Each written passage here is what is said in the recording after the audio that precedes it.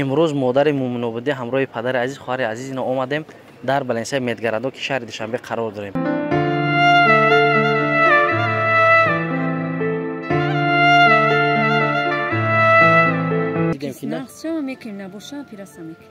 نفرانی که صاحب کارایی که نزد مادر رفتن یا زنگ زدن گفتن ما رحیم زنگ میزنم، متاسفانه یگان تا زنگ نزدین. هر چیزی که دستگیری شده ای حسابی همون نفری که خونش رفتگن ای همون حساب بود، ای حسابی مردم غریبی که در کارتای مادر مبلغش گذروندن.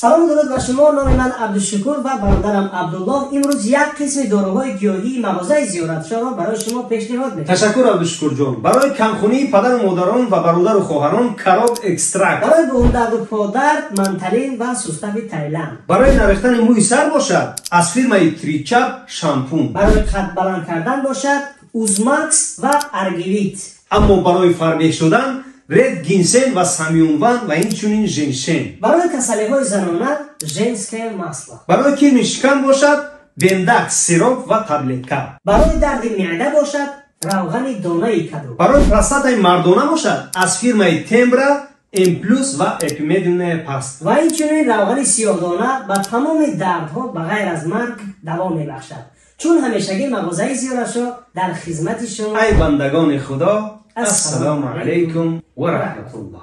السلام علیکم دوستان و هواداران سامانه رحیم پروداکشن. دوستان عزیز امیدوار هستم تنسیت خانواده هستین. امروز مادر مومن آبادی همراه پدر عزیز خواهر عزیز اینا آمدیم در بلنسه میدگردو که شهر دوشنبه قرار داریم.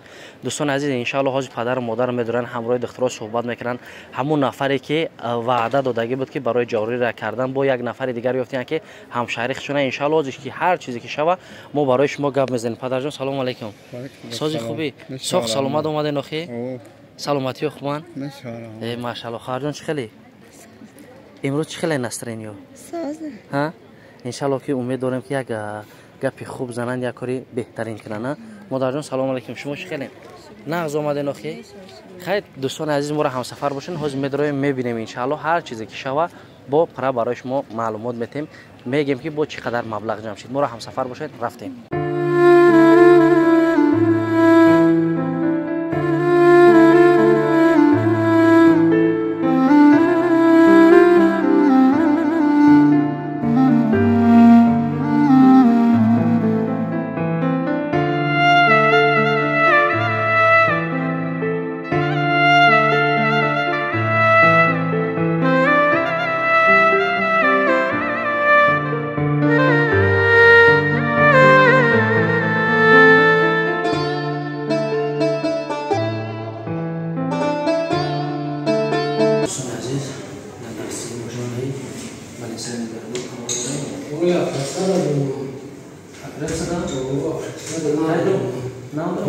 چند سال مشکشون خیلی میکشم نظام دو سی دیله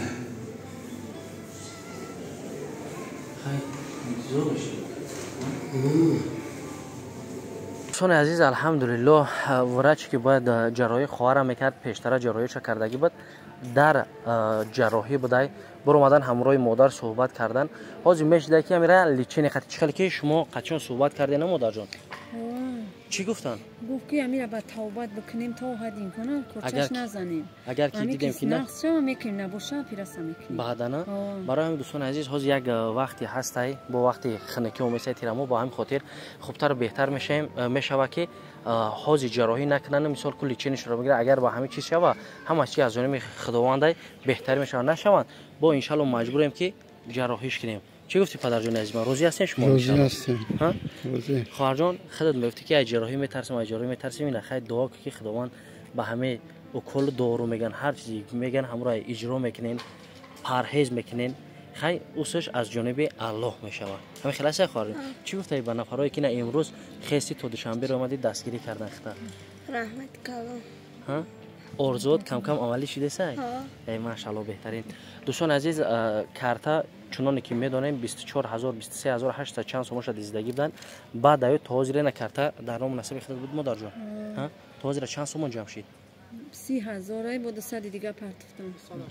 286 286 286 دیگه شدی در کارتتونه 30,000 نلیشی در دستون گرفتین دیگر ماشینیکو پیدا نشدن بعد زنگم زدن یگم بریانی هم دادن ندادیم که نمره اگر با پفتور هم زنگ زدن بعد 12 نمره غمم دادم عیناً همو آوازی بود همو کار میکرد که با دزدی کردن که خداوند خودش دوستان عزیز با همین خاطر ان شاء الله امروز اینا پدر مادر و خواهر عزیز اومدگان وقتی شهر دوشنبه به خاطر که به خاطر فرزند چون ان شاء الله امید داریم که آینده نوارایی که طول یگان مخپس میکنیم فقط خبر خوشا میشنم که خواهرجان میگه که مثال دختری ما ساز شده یا رزولت است بهتری میشه چی گفتنی پدر جان خودت روزی ای دستگیری مردم روزیم خداوند برکت شما بده خدمت کردیشون بعد نوار دیگری کردگی یگان کسم اومد یگان صاحبکار پیدا شد که یگان توبه چه بگردن میگیریم یگان جلویش نه دیگه نه یک کس بود دیگه زنگ نزد گفتم روی خطابه تیم دادیم دیگه زنگ نزد ما دا یگان که زنگ نزده شما دیگر نبر اومدن نه خیلی مهم و هم برادرای غریب ای نفرایی که 10 سم 20 سم 100 سم 1000 سم یکی گذروندن ای همیونمونیم ناامید نیستیم ان شاء الله امید داریم که بهتر خوبتر میشه و نمار آینده اینا چه خیلی که میبینین همین دکمیتوشای کاغذاش هم در همین جای هم پیشنه یک گوریشون تی هست کاغذ پیشنه اینا دلاو دکمیتش که طول چند سال بود مادر جان 13 14 سال نیم هم ما دفتر همه چیوش در همینجا هستن همش اینا با هر کدومت که میخوای میره میبینی دخترش درجه کی بود اینا دوستان عزیز اینا نگاه ای همه خوردش ای همه چقدر همه خلایه اینا صورت که دفترچه بخیدگیری شو وایش د زدگی نه همش در همینجا هست ان شاء الله از نقشه ها چیان مادر جان اگه چیپ گفته شون میکنیم با سفر با مومینوباد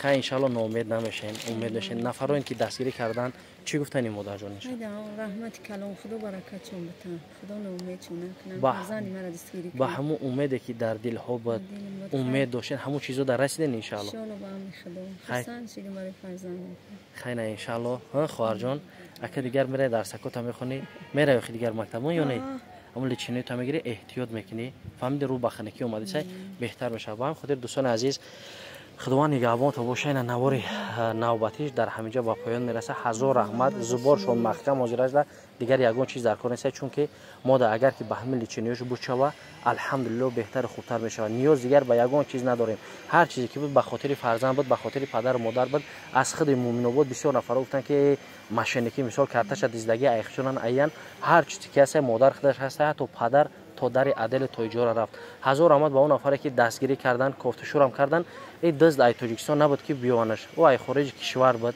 چون که بعد اینا مادر جان میگه که با چند نمره دیگه پفتور نزنگ زدن که همون کار را اجرا کنیم یک بار گفتم هم چیزا شتش خوردگی بودن دیگر همین کارا نکردن امروز همین ما اومدیم امروز 8 اکتبر ما در بالینسای مدگرادو قرار داریم چه خیلی که با خواهش شما نفرانی که صاحب کارایی که نزد مادر رفتین یا زنگ زدین گفتین ما رحیم زنگ میزنم متاسفانه یگان تا زنگ نزدین هر چیزی که دستگیری شده ای حسابی همون نفری که خونش رفتگن ای همون حساب بود ای حسابی مردمی غریبی که در کارتای مادر مبلغش گذروندن با هم خاطر دوستان عزیز خداوند یار و مددگارتان خیر تا برنامه آینده